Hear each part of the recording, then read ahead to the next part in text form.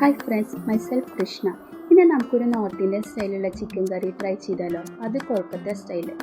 ഏറ്റവും ടേസ്റ്റി ആയിട്ടുള്ള non veg food items എവിടെ കിട്ടാമെന്ന് ചോദിച്ചത് കണ്ണടച്ച് നമുക്ക് പറയാം, അത് കൊൽക്കത്തയിലാണ്. ഈ കറിക്ക് ആവശ്യമായ ചിക്കൻ എടുത്ത് അതിലേക്ക് കുറച്ച് മഞ്ഞൾപ്പൊടി ഉപ്പും ആഡ് ചെയ്ത് മാഗ്നേറ്റ് ചെയ്ത് ഒരു അരമണിക്കൂർ നമുക്ക് വെക്കാം.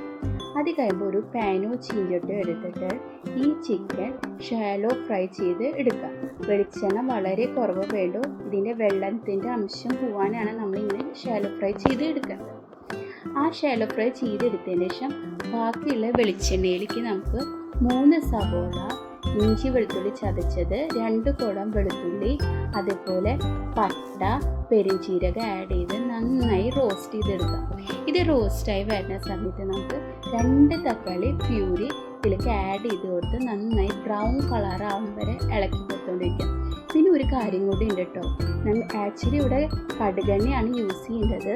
എൻ്റെ വീട്ടിൽ ആർക്കും കടുകെണ്ണ ഇഷ്ടമില്ലാത്തതുകൊണ്ടാണ് ഞാനിവിടെ വെളിച്ചെണ്ണ യൂസ് ചെയ്തിട്ടുള്ളത്. നിങ്ങൾക്ക് വേണമെങ്കിൽ കടുകെണ്ണ യൂസ് ചെയ്യാം.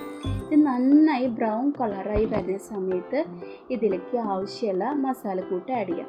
1 ടീസ്പൂൺ മുളകും പൊടി, 1/2 ടീസ്പൂൺ മല്ലിപ്പൊടി, 1/2 ടീസ്പൂൺ ചിക്കൻ മസാല, അതേപോലെ ഒരു 1/4 ടീസ്പൂൺ ഗരം മസാല, 1/2 ടീസ്പൂൺ ജീരകപ്പൊടി. ജീരകപ്പൊടി ആഡ് ചെയ്യുന്നത് മസ്റ്റാണ്. ഇതാണ് ഈ കറിയുടെ ഹൈലൈറ്റ്. ജീരകപ്പൊടി ആഡ് ചെയ്തുകൊണ്ട് നന്നായി പച്ച മണം പോകാനായിട്ട് നന്നായി ഇളക്കി കൊടുത്തുകൊണ്ടിരിക്കുക. കണ്ടിന്യൂസ് ആയിട്ട് ഇളക്കി കൊടുത്തുകൊണ്ടിരിക്കണം, അല്ലെങ്കിൽ ആ ഒരു ജീരകത്തിൻ്റെ കുത്ത് നിൽക്കും.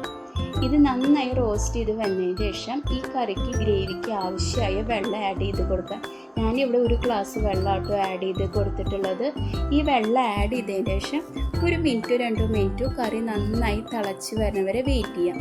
ഇതിലേക്ക് ആവശ്യം ഉപ്പിന് കുറവുണ്ടെങ്കിൽ ആ സമയത്ത് ഉപ്പൊക്കെ ആഡ് ചെയ്ത് കൊടുക്കാം.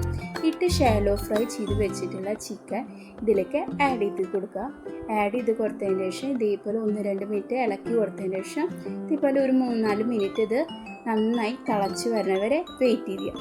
തിളച്ച് വരുന്ന സമയത്ത് നമുക്ക് ഇതിലേക്ക് ആവശ്യമായ അല്ലെങ്കിൽ കുറച്ചധികം മല്ലിയില ആഡ് ചെയ്ത് കൊടുത്ത് ഇളക്കി കഴിഞ്ഞ് നമ്മുടെ കൊൽക്കത്ത സ്റ്റൈലിലുള്ള ചിക്കൻ കറി റെഡി ആട്ടോ. എല്ലാവരും ഒന്ന് ട്രൈ ചെയ്ത് നോക്കണം.